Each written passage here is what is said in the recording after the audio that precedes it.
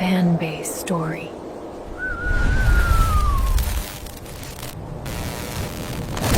रात के 9:30 बज रहे थे। सड़कों पे सन्नाटा पसरने लगा था। शहर की शोर शराबे वाली जिंदगी अब धीरे धीरे खामोशी की चादर ओढ़ रही थी। पीली स्ट्रीट लाइटों की रोशनी में धूल के कण नाच रहे थे। शिवा अपने काम से अब कमरे की तरफ लौट रहा है।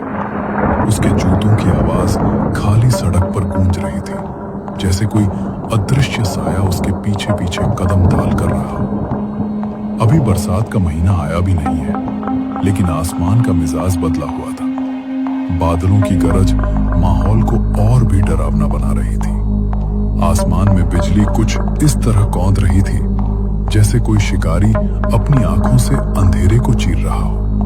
अपनी हथेलियों को आपस में रगड़ा और बुदबुदाते हुए चलते चलते बोला, ये होली की छुट्टी कब होगी? बस भगवान करे ऑफिस से जल्दी छुट्टी मिल जाए ताकि जल्दी घर जाऊं और दोस्तों से मिलूं। उनके साथ बिताया वक्त याद आता है। यहाँ तो बस काम और ये अकेलापन है। उसके मन में घर की यादें उमड़ रही थी, लेकिन बाहर का सन्नाटा उन यादों को डर में बदल रहा था। वह चलते चलते चाय की टपरी पर गया। टपरी एक पुराने पीपल के पेड़ के नीचे थी, जिसकी जड़ें जमीन से बाहर निकलकर सांपों की तरह लिपटी हुई थी। वहां एक पीला बल्ब हवा में झूल रहा था, जो रुक रुक कर टिमटिमा रहा था। वहां बैठे थे हरी काका और भोला चाचा। दोनों के चेहरे पर उम्र की लकीरें थी और आंखों में अनुभवों का सागर। चाय की भाप और काका की बीड़ी का धुआं मिलकर एक धुंधली सी तस्वीर बना रहे थे। शिवा करीब गया और अपनी थकान मिटाने के इरादे से बोला, अरे हरी काका, क्या हाल चाल है?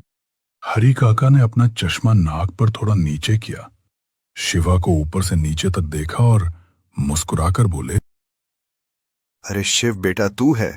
सब ठीक है बेटा, तू अपना बता। आज बड़ी देर कर दी दफ्तर से लौटने में। मेरा भी सब ठीक है काका। काम का बोझ ही ऐसा है। पर मौसम देख रहे हैं आप? लगता है आज जोरदार की बारिश होगी। बिन मौसम बरसात का अपना ही डर होता है। पास बैठे भोला चाचा ने आसमान की तरफ चिंता भरी नजरों से देखते हुए अरे शिवा बेटा, भगवान से प्रार्थना कर बारिश ना हो, वरना सारा अनाज खराब हो जाएगा। हम किसानों की कमर टूट जाएगी बेटा। ये बादल तो गरज रहे हैं, पर काश ये बरसे नहीं। माहौल थोड़ा गंभीर हो गया था। हरी काका ने चाय का आखिरी घूंट भरा और प्यार से बोले, अरे छोड़ो ये सब बातें। बेटा आ बैठ, 2 घुट चाय पी ले। रामू, 1 करक चाय और बना दे शिव के लिए। शिवा मुस्कुराया और एक शरारत भरी नजरों से काका को देखते हुए बोला, काका, मैं एक ही शर्त पर बैठूंगा, जब आप एक कहानी सुनाएंगे। इस मौसम में ऐसी बिजली की कड़कड़ाहट के बीच अगर कोई रोंगटे खड़े करने वाली बात सुनने को मिल जाए तो मजा ही आ जाएगा। अच्छा ठीक है बेटा, बैठ, मैं तुझे अपने साथ घटित एक पुरानी कहानी सुनाऊंगा। ये कोई सुनी सुनाई बात नहीं है, ये वो है जो मैंने अपनी इन आंखों से देखा है। हाँ तो काका, अब तो अपनी वो कहानी सुनाइए, मैं बिल्कुल तैयार हूं। बेटा ये कहानी सच्ची है, इसे तू हल्के में मत लेना, ये कोई मजाक नहीं है। जो उस रात मेरे साथ हुआ, उसे याद करके आज भी मेरी रूह कांप जाती है। हरी काका ने अपनी आंखों को थोड़ा सिकोड़ा, जैसे वो 30 साल पीछे जाने की कोशिश कर रहे हों। काका बोले, बेटा ये बात 30 साल पुरानी है, तब घड़ियों का जमाना नहीं था। उस वक्त मोबाइल तो छोड़ो, बिजली भी गांव में नाम मात्र की थी। मैं शहर गया था अनाज बेचने और उधर से मैं वापस लौट रहा था। फरवरी का ही महीना था, हल्की ठंड थी और उस वक्त आसमान में बादल छाए हुए थे। रात गहरी थी और काली, इतनी काली कि हाथ को हाथ न सुझाई दे। मेरे बैल भी थक गए थे, उनकी सांसें तेज चल रही थीं। जब मैं थोड़ा आगे गया, एक पैर के नीचे एक तांत्रिक बैठा था, वो चिलम फूंक रहा था। उसके चेहरे पर जो राख लगी थी और जिस तरह से वो हंस रहा था, उसे देखकर मेरी सेहरन दौड़ गई। पर उस समय का मेरा जवान खून और अहंकार। मैंने बोला, क्या ये लोग भी ढोंग मचाकर लोगों के पैसे लूटते हैं? देखो कैसे शराब पी रहे हैं। कुछ दूर जाने पर जोरदार बारिश शुरू हो गई, ऐसी बारिश जैसी आज होने वाली है। फिर अचानक मेरी नजर आगे गई, वहां एक औरत खड़ी थी, बिल्कुल बेजान पुतले की तरह, सड़क के बीचों बीच सारी में। मैं उसके पास गया और पूछा, बहन जी, आप इस काली रात इस बारिश में क्या कर रही हैं इस सुनसान रास्ते पर?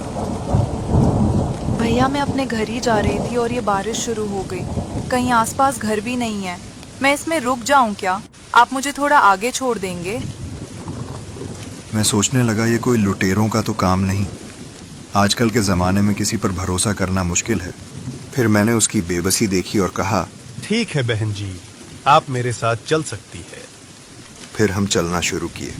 बेटा, जैसे ही वो औरत गाड़ी पर बैठी, बैलगाड़ी अब पहले से बहुत ज़्यादा भारी हो गई थी। मेरे बैल, जो बड़े से बड़ा बोझ खींच लेते थे, अब अपनी पूरी ताकत से खींच रहे थे, पर गाड़ी रेंग रही थी। बारिश अब रावण का रूप ले चुकी थी। हवाएं ऐसे चल रही थीं जैसे कोई चिल्ला रहा हो। मोटे मोटे बूंद गिरने लगे। तभी वो औरत बोली, बस भैया, वो सामने मेरा घर है, वही चलिए। और आप भी थोड़ा देर रुक जाएंगे, बारिश थम जाएगी तो आप चले जाइएगा। वो कोई घर नहीं था, वो एक हवेली थी, पर बहुत ही पुरानी। चारों तरफ झाड़ियां उगी थीं और पत्थर काले पड़ चुके थे। जब मैं हवेली के पास उतर के गया तो अंदर से अजीब सी गंध आ रही थी, जैसे कोई मांस सड़ रहा हो। मैंने सहमते हुए कहा, बहन, ये आपकी हवेली है? हाँ भैया, ये मेरी हवेली है, पर पुरानी हो गई है। आप अंदर चलिए। जब मैं अंदर गया तो उस हवेली का तापमान घट गया। बाहर बारिश थी, पर अंदर ठंड एकदम से बढ़ गई। मेरा शरीर कांपने लगा। वो बोली, आप यहीं रुकिए, मैं अभी आई। बस इतना बोलकर वो चली गई। मुझे बहुत तेज ठंड लग रही थी, तो मैंने एक छोटी सी आग जला दी। जैसे ही आग की रोशनी फैली, मैंने देखा दीवारों पर अजीब से निशान थे। जब वो वापस आई तो उसका चेहरा गुस्से से लाल था। आग की रोशनी उसके चेहरे पर पड़ रही थी और वो भयानक लग रही थी। वो बोली, ये क्या किया तूने? मेरे घर में आग क्यों जलाई, वो भी मुझसे पूछे बिना? बहन, मुझे ठंड लग रही है। इस हवेली में आखिर क्या है? इसमें आते ही ठंड बढ़ गई। अभी पता चल जाएगा कि इस हवेली में ठंड क्यों बढ़ गई। फिर मैंने उसका असली रूप देखा। बेटा, वो मंजर मैं कभी नहीं भूल सकता। चेहरा कटा, आंख सफेद और हाथों में खरोच के निशान थे। उसके पैर पीछे की तरफ मुड़े हुए थे। उसने कहा, आप समझे ठंड क्यों बढ़ गई? पर तुम मुझे यहाँ क्यों लाई? वो क्या है ना, दरअसल मेरे पति को भूख लगी थी। तुम्ही खाकर उनकी भूख मिट जाएगी।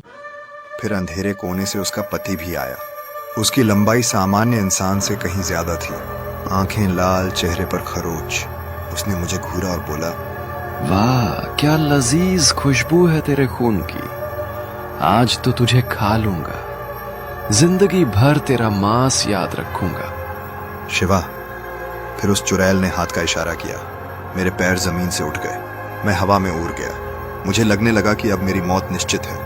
मैंने अपनी किस्मत भगवान पर छोड़ और दी थी। मैं बस राम नाम जप रहा था। फिर अचानक चुड़ैल का हाथ नीचे गया और मैं भी धराम से नीचे उतरा। वो चिल्लाई, ये क्या हो रहा है मेरे साथ?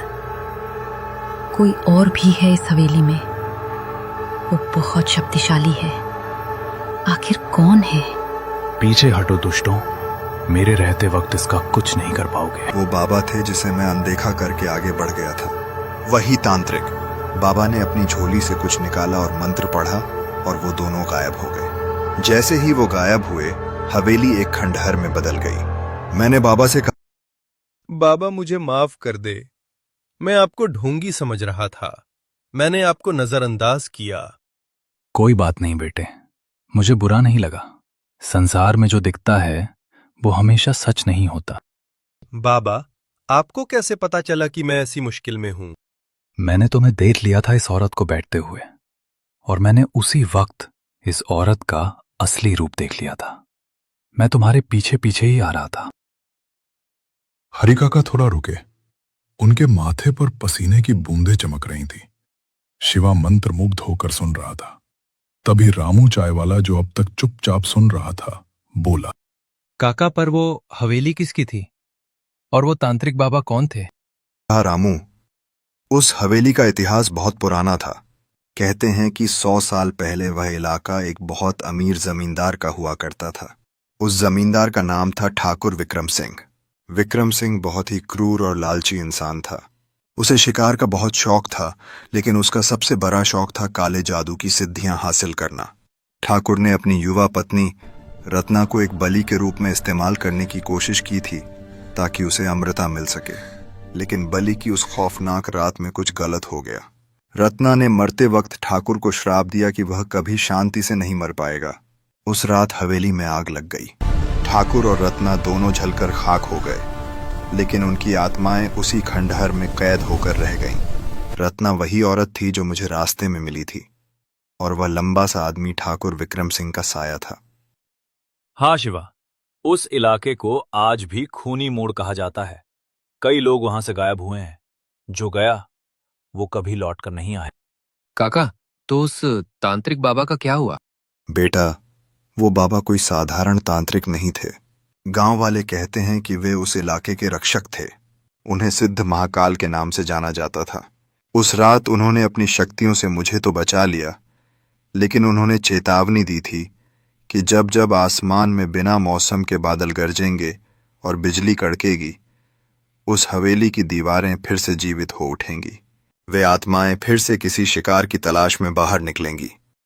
अचानक पीपल के पेड़ पर बैठे एक उल्लू ने डरावनी आवाज निकाली। बेटा शिवा, तुझे पता है, आज भी बिल्कुल वैसा ही मौसम है जैसा 30 साल पहले उस रात था। वही बादलों की गड़गड़ाहट, वही हवाओं का शोर, और तू भी तो आज अकेला ही है। शिवा के गले में थूक सूख गया। उसने घबराकर आसमान देखा और बोला, काका, बारिश कहीं आने वाली है क्या? सच में बरसात में आत्माएं निकलती हैं? हरी काका ने अपनी धुंधली आंखों से शिवा को देखा और गंभीर होकर बोले, हाँ बेटा, ये बात सच है। बरसात में आत्माएं निकलती हैं। बारिश पुरानी यादों और दफन राजों को भी धोकर बाहर ले आती है। और बेटा, बरसात में टपरी पर कहानी सुनने में अलग ही मजा है, पर संभल कर रहना। काका, आज तो मैं घर दौड़ कर जाऊंगा। ये कहानी सुनकर अब अकेले रास्ते पर चलने में भी डर लग रहा है।